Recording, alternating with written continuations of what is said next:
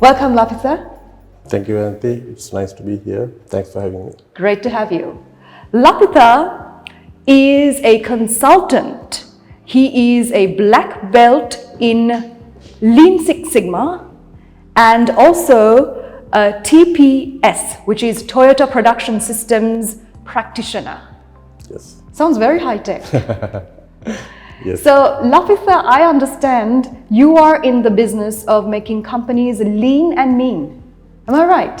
Yes, you are correct. Yeah. Tell us a little bit about this whole lean concept. When it comes to lean, it's a very valuable question that you ask, because why I said that is, there are a lot of myths and misconceptions about lean out there. Right. So, if it is okay, let me explain what lean is not before I go what is lean. Okay. So, people interpret sometimes lean is kind of a quick fix silver bullet to solve all of their business problems quickly. So, like a magic wand. Magic wand. Lean is not a magic wand. Lean is not a magic wand. I agree. And in another way, people see lean as a cost-cutting initiative. Okay. So, lean is not a magic wand. It's not a cost-cutting initiative. It is not what else? It is not a marketing tool as well. Why I say that? Okay. People use lean to market themselves to their customers and maybe other stakeholders. To say that they're lean. They are lean. Oh, wow. Okay. And lean is, of course, a proven methodology which will give business results. Right? Sure. So, in the long run, as I said, lean will give business results. So, if I put lean like this, lean is a systematic management system, systematic strategic management system, which support to transform your business and achieve operational excellence in the long run. Okay. So, okay. and lean should be applied. Lean should be bought in and applied in a kind of top-down approach. So, leadership should be there. Right. So, application mainly should be driven by the leadership. But on the other hand, everybody in the organization has to play a role in the transformation journey. Everyone has to play a role in the transformation journey. Because it's not only by the leadership, but as I said, the approach is top down, but everybody is to be a part of the journey. Everybody will see improvement opportunities, everybody will give suggestions, everybody will do kaizens, so everybody will be a part of the continuous improvement journey in an organization when there is organization-wide transformation. Sure. So the thing is, Lapitha, this concept, it's a vast concept, it's a deep concept, and it's very difficult to cover this in an interview. But just tell us, or give us an example, a small example, which could be, that you have done in a company which has created great benefits. Okay. So there are now, when it comes to lean, actually, if you look at the benefits, you will have lead time reduction benefits, and you will have cost benefits, and on the other hand, you will have quality improvement benefits, and it will contribute to your profitability as well as the growth. Right? Sure. So now, based on the current situation of the organization, their priorities might be changing, but I'll tell you a great transformation story. What we did, like we engaged in this company which produces automobile parts in Sri Lanka, and this gentleman who runs the business, he basically runs everything. So he runs the business. He's kind of the leader there. I mean, he's owner, so he's the leader. Everybody looks up to him for solutions. And he is bogged down in the day-to-day operational issue, and he identified this as a problem. So when we work with him, actually he approaches us and he wants to come out this situation. So we work with him, we transform the organization with the team, and he had free time afterwards to think ahead of the business. Right. So when it when the pandemic hits, actually he was facing a lot of difficulties to bring spare parts. Mainly he's bringing spare parts down from Japan and using those parts to build product. But with the import restrictions, everything collapsed. So what he did, using the free time, he generated now the business is process driven. So people do problem solving, they solve their own problems, and it doesn't come to him like earlier. Operational problem doesn't come to him like earlier. So he used that free time to think ahead and build those accessories which he brought down from Japan in Sri Lanka. Lovely. Right? So he had some additions to the business. He did that. He feed that with that accessories to the business, and business was running. So whereas his competitors are suffering, he was thriving in the pandemic. So that is a great example how sustainable business, process-driven sustainable business, which built by lean, can help you to grow. So it's really great that you build this process where people can solve problems, they can make decisions Yes. without always going to the management Yes. or the owners Yes. and the stakeholders. That's very valuable. Yeah. So part of it is basically the standardization. So when you have a standard, it's very easy for you to identify an abnormality. Okay. Right? Okay. So when you identify abnormality, then you know there's a problem. So when there's deviation from the standard, you know there's a problem. So you can use the systematic methodologies to identify the root cause of those problems and solve those problems in your own capacity. And if you need any help only, you can go to the next level. Okay. Now, TPS is originally from Toyota Production Systems and automobiles. How could you use it to translate those concepts into hospitality and service? How can you apply those concepts? Yeah. So I had I actually learned Toyota. Learned lean directly from ex-Toyota consultants from the USA as well as from Japan. Okay. So at that time I was in apparel industry. I was working in apparel industry, and I had these doubts how the concept built for automobile manufacturing applies to apparel. Right? Yes. So later, with the help of our good consultants, and they taught us and mentored us to make us understand these concepts are kind of universal.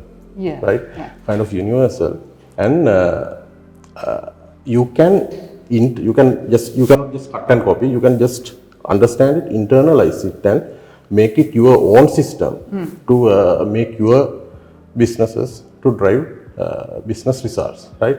So now, not only actually service industry, when it comes to manufacturing as well, I'm sure now Sri Lankan business leaders would have the same question, right? So they might be thinking, okay, they are talking about lean and this and that, but how this can be applied to my industry? This is a unique industry. Now, for last few years, I was working with agriculture, automobile spare parts, apparel, textile, and transformer manufacturing, and like different industries. Different industries. I'm confident more than ever now this is applicable to many industries. Yeah. But since you asked about hospitality industry, there's a small problem. Not a problem, of course, a small difference when it comes to manufacturing, from manufacturing to hospitality industry. So hospitality industry is a kind of a service industry. It is. Right?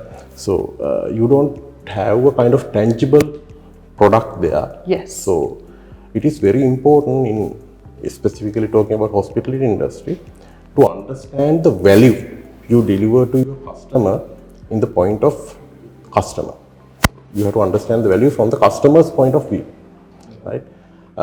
So for an example, like let's say a tourist visits Sri Lanka, maybe his expected value is to get a unique Sri Lankan experience, right? Yes. So we have to understand that. So after understanding the value from the customer's point of view, then what we need to do is to understand what in our process, what are the value adding process steps we do to provide that value.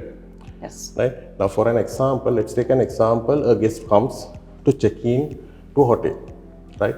So if you look at the process steps, so the guest comes in and being greeted at the door and go to the reception, hand over the document, waiting till the documents are being processed, maybe treated with a welcome drink, and luggage are being collected, and then afterwards signs the documents and escort to the room, show around and hand over the room. So in this process, right, what is the value adding step for the customer? So his value, his unique experience, or his value is getting a room. Yes. Right? Yes. So handing over the room or giving the room is the value addition for him. Well, yes. How about the greeting, the warm welcome? Okay. So Where does that fit in? I'll come to that. So okay.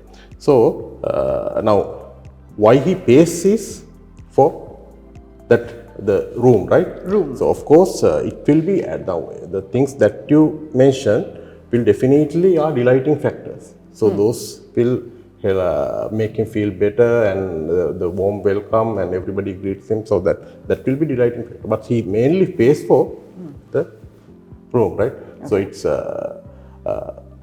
it's basically the main value addition is why he comes to the hotel is to get the room, okay, right? So now let's say we identified that as the main value addition point, right? So next what we need to understand is, okay, to give that we have a process. We described the process. So in that process, what are the non-value adding activities we do? And then we have to work on eliminating those non-value adding activities that will reduce the lead time. He doesn't have to wait that much, and improve the quality of service. And on the other hand, it might reduce the cost as well. Now, if we take the same example, let's say a tourist comes in and he is being greeted and he is directly escorted to the room, right? So while he is in the room in his comfort, the documentations are done. Maybe the welcome drink is served there itself, and later the documents are provided for sign. Yes. So he will be having a different experience. He doesn't have to wait, do that all the waiting and all. Yes. So he gets his value straight away. Yes. So here what you did was you mapped the process, and then you saw where the customer would be inconvenienced, yes, or delighted. Yes. And then you put in a process where the customer will be most delighted. Yes, most delighted. We deliver straight away the value that he expects. Okay, okay. Understood, understood. So tell me, I would like to know, Lapitha, where have you seen major benefits in Sri Lanka? Yeah, and if you look at systematic lean implementation, so if it is done systematically everywhere, it will be given benefits, right? So either it will be a quality improvement, cost improvement, or lead time improvement and profitability improvement, it will give benefits. But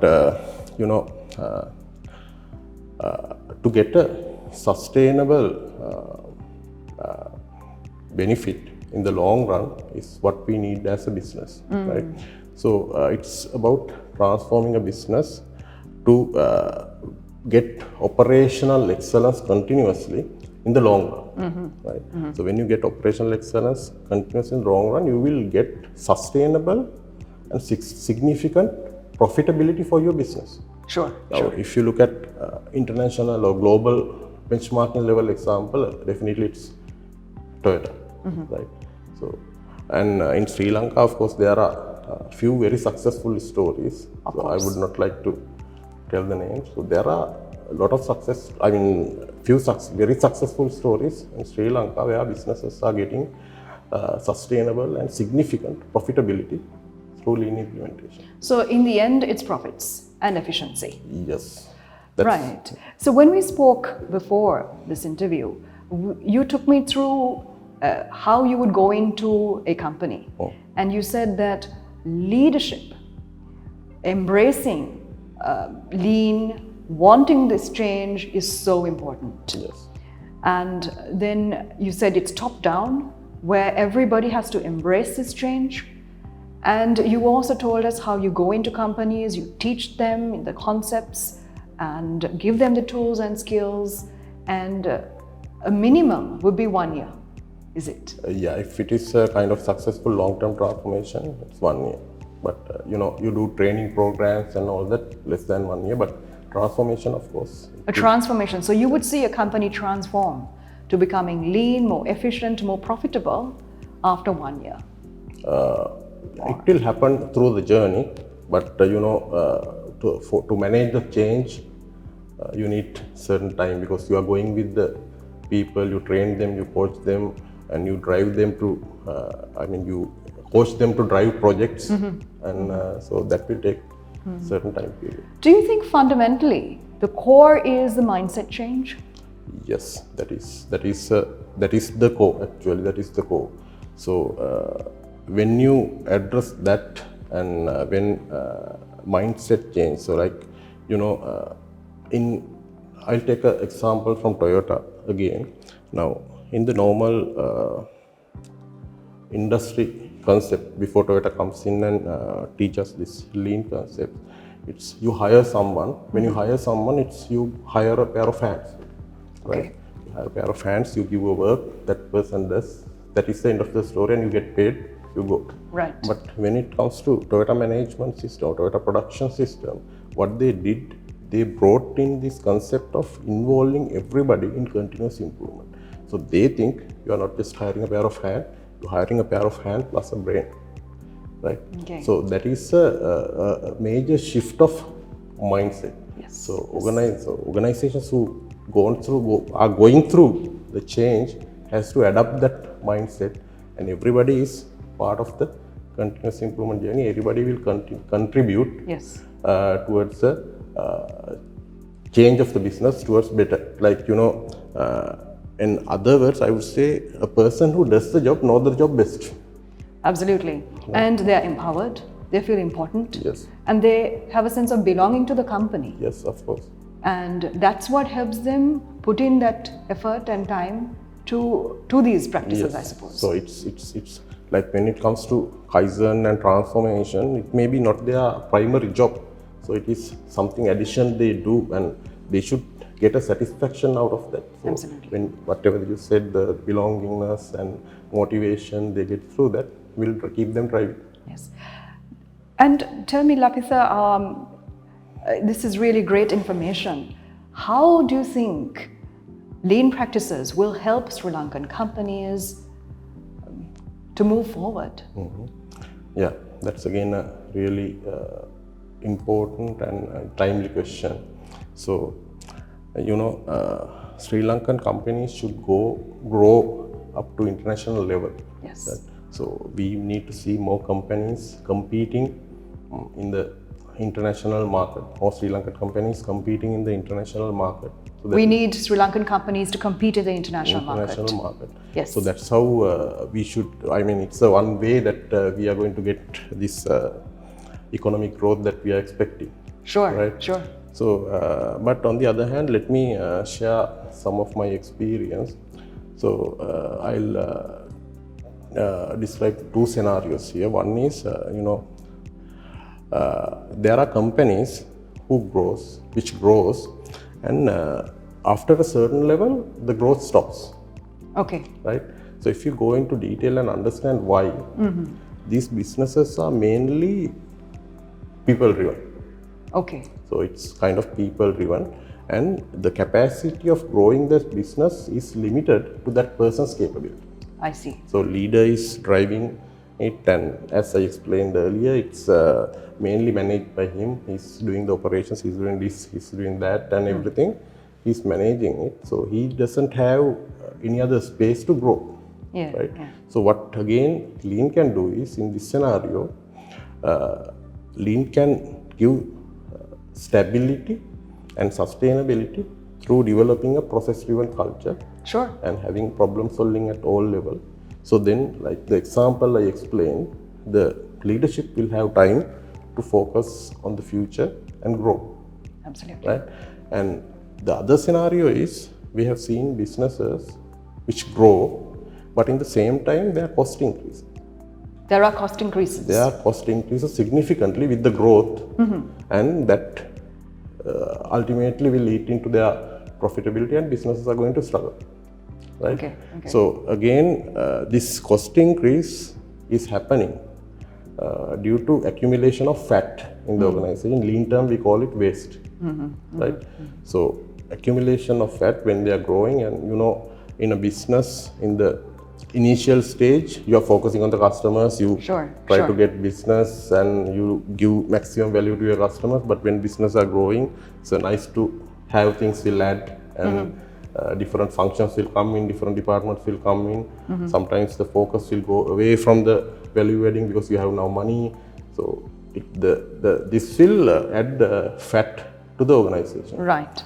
So what this fat, again, as I explained, fat means waste in terms of lean, in lean terms.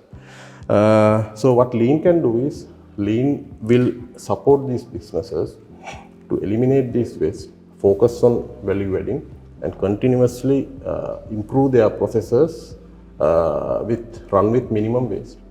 So lean can support Sri Lankan business like us, and the term low productivity is widely spoken these days, right? Low productivity, low efficiency. Low efficiency, low productivity, not only in state-owned businesses, but as well as privately held businesses. Privately held businesses too. Yes. So again, lean can play a major role to improve the productivity of those businesses and improve the profitability ultimately. So that will help Sri Lanka a lot. Thank you so much, Lapitha. That's Lapitha Gunasinghe, the co-founder of ICEES Global Private Limited. He is a lean management systems practitioner. You're with Ayanthi Philip of Elevate for the Daily Mirror Online. Our venue sponsor today is Elegance Offices.